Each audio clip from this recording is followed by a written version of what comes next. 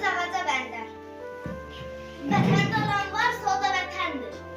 Yaxşı el ata, pis el yadasın. Torpaq suyla insan vətənlə yoğrular.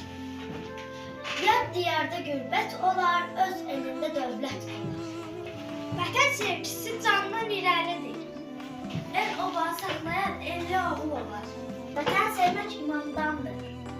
Vətənsiz insanın qolu bükülər. Vətəni qoruyaq ki, vətən də bizi qorusun. Elin varsa yerin var. El göydən yaxşıdır. Elini sevməyən elində sevilməz. Vətəni sevməyən insan olmaz. Vətənə bağlı ürək heç vaxt söhbət. Hər yerin öz gözəli, hər elin öz gözəli.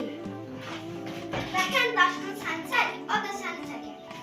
Vətəni olmayanın dünyası yoxdur. El üçün çalışan eldən güz alır. El üçün ağlayan gözü kör olmaz. Öz yurdundan yaxşı yer olmaz.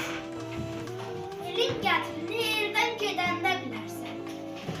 Elə bu quşa elə qalar.